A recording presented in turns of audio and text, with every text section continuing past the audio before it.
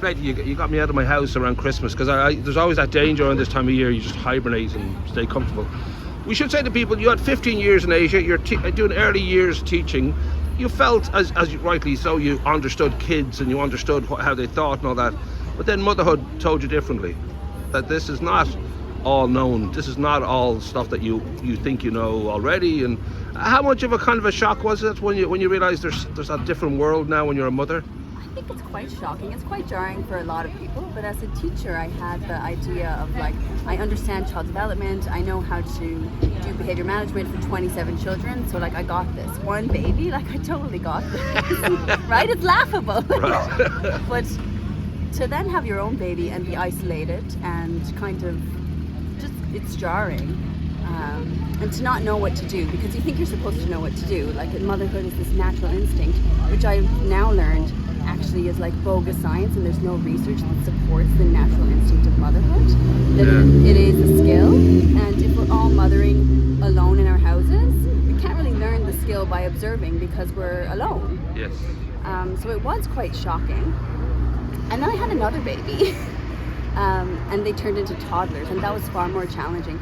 Just the emotional regulation and the patience that it required of me was very different to the patience of being a teacher. Like I could be patient for 27 other children, right, but my own were triggering in a very different way. Wow. Yeah. Now you said too that there's those early kind of, these feelings of frustration and there's guilt and inadequacies, all these things that I remember when my child was born.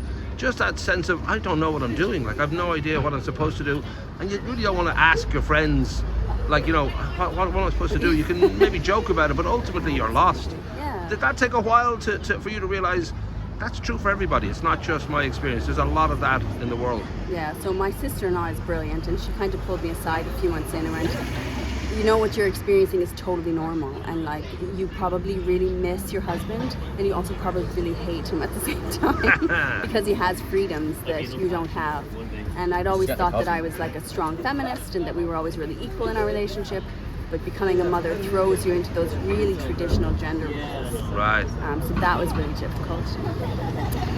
Would you say was he away for work, or was it just that you felt he had a different role he just in the got house? to go to work every day. Okay. And he did have a different role, and he couldn't breastfeed, and like he wasn't soothing the baby in the same ways.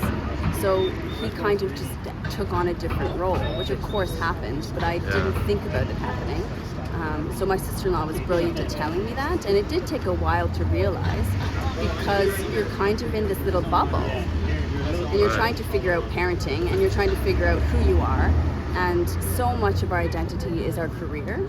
And if you're not going to work every day and getting that sense of satisfaction and like feeling good about what you're doing and your brain is being stimulated, then it is quite lonely, and women would often internalize that and blame themselves. Yeah. And so what I did was like, well, I just need to become a better mother. Obviously it's because I'm not good enough at mothering. So I just threw myself into research and learned more about parenting, and then tried to do it perfectly. Because there is a term you use as part of, like, one of the two kind of coaching you offer, parenting coaching, but matrescence or matrescence, yeah. Matrescence. That's brand new to me. Was that, I don't know how much of a surprise that was to you, that there's a term here, not just that people feel this, there's actually a way of addressing this that has been dealt with in some way. So the term matrescence is like adolescence. It's akin to that, like, physical, emotional identity shift that happens. And there's actually putrescence as well that happens when you become a father, which is far less researched. So there's not a lot of research on matrescence, but there's a lot more happening. And there's a lot of research on the caregiver brain and what happens to your brain as you care for a baby. And that there are sort of biological shifts that happen just through caregiving. So matrescence really helps me to understand the process, and it's ongoing.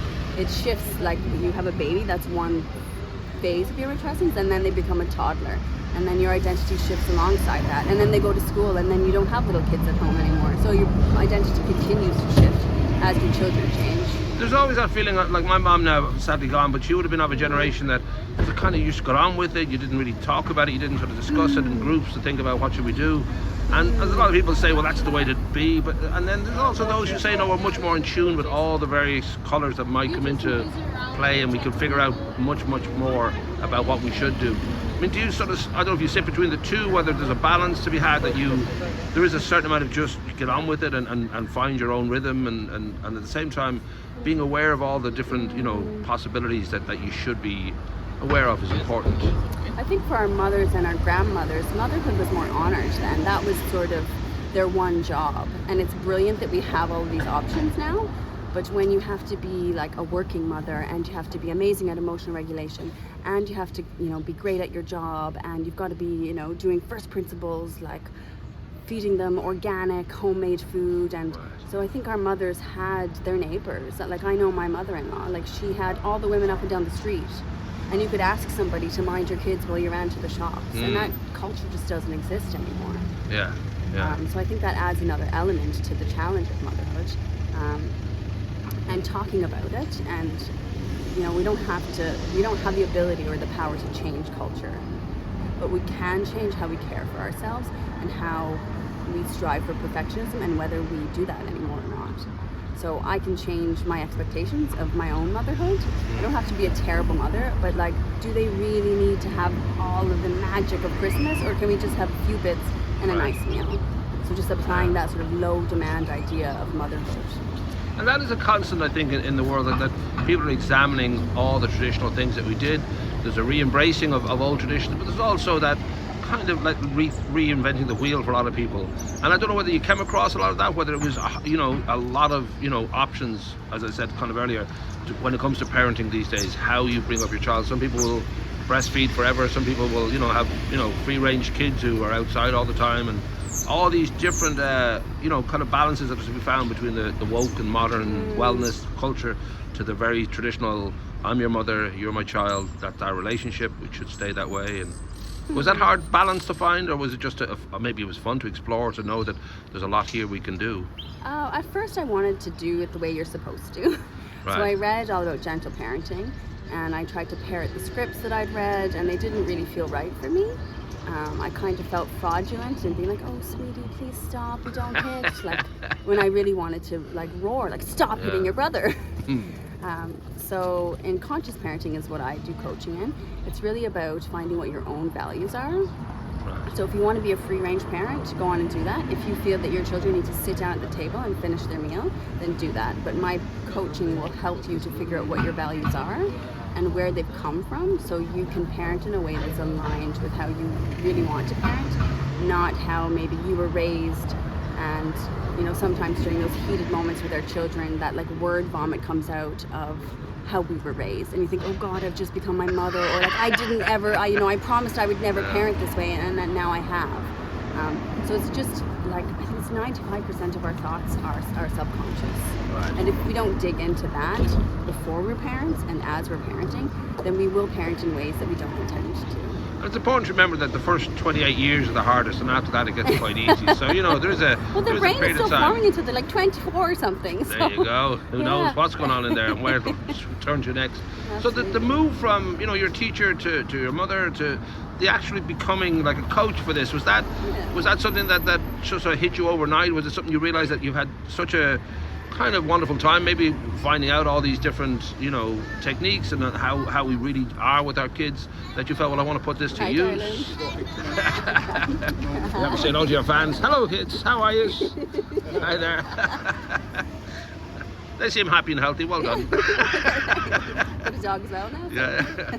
But yes, what was my question there? Just how was it just that to get to the coaching? Was it a long journey? Was it a short, sharp, kind of easy? It was something that I'd always wanted to do. So as a teacher, and I taught in like top tier international schools.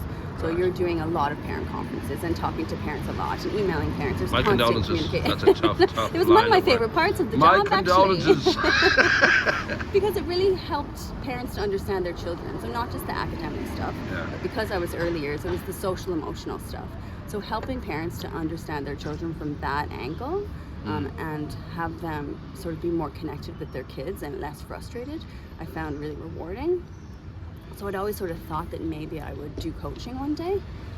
So I did my master's in Singapore, and as soon as I finished my master's in education, I did a parenting educator course, which I really, really enjoyed.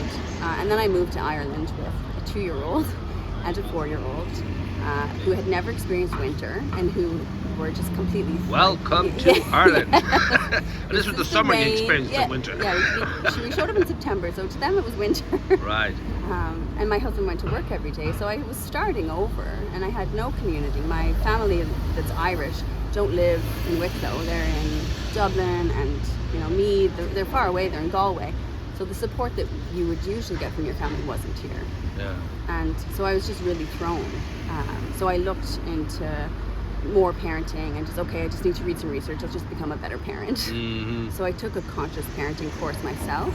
And in doing that, I really sort of gained confidence in myself and what I wanted to do, and just thought I'm just going to try it. I'm just going to become a parent coach. So I took the course to become a parent coach.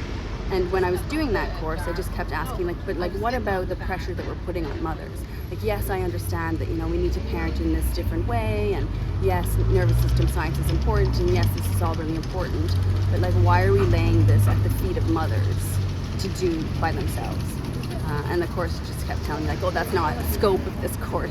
So that's why I went on to become a matrescence coach as well, to add that layer in, because I think it's really important not to just, add to women's to-do lists. Now you have to be a different and better parent. Now, where I'm up in Kittlestown Park, and it's in many of the estates around Greystones. You'll have kids letting off fireworks in September when it's not Halloween until 2 months later. Now, their parents think they're perfect. Is there any way we can address those parents? Is there any teaching? I don't know, a stick? Would a stick be good, or some not entirely sharp object, but something with a point on it, just to let them know your kid's not perfect, actually.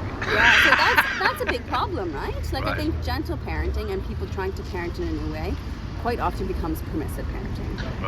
Right? And my child has done nothing wrong. You can't really talk It's enabling to them. every Absolutely. Yeah. So in conscious parenting, you really learn about boundaries and how to hold them, not just for yourself. If I want to do yoga, I can't just be there's no time in my day.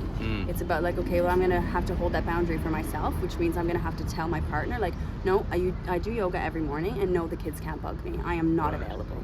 Right. So in order to set boundaries for your children, you have to be able to set them for yourself.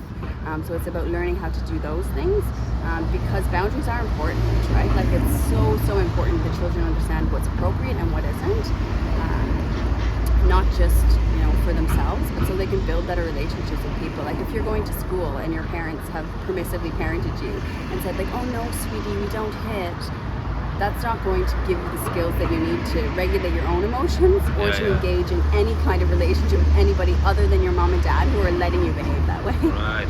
So it's about teaching parents appropriate child development and just how to set a boundary and how to be confident enough to do that. And of all people, Bob Dylan, he did a great radio series for a while, and on one episode he did parenting, and he said one of the key things with your children is not to say what would you like to eat, but to say would you like an apple or a banana. Absolutely. Because they made the choice and they feel they won, that they had the choice. But if you just say what would you like to eat, you're in a whole world of pain, where they obviously want to have chocolate or potato or... So there are things that can be very simply addressed that gives the child still that sense of this is my choice and this is my life and all that. But do you find now, is it always something new to you when it comes to parenting? Given that you don't understand so much of it, I'm guessing you're still going to be surprised occasionally by what your child is, just what they say and what they think and all that. There's always this, and it's the great part of it that it's not like they're just a little boxed kid who's going to be exactly this way all their life. And, yeah, I noticed one of your kids was smoking. That surprised me. Well, we really wanted to, so we got him for Christmas. Yeah.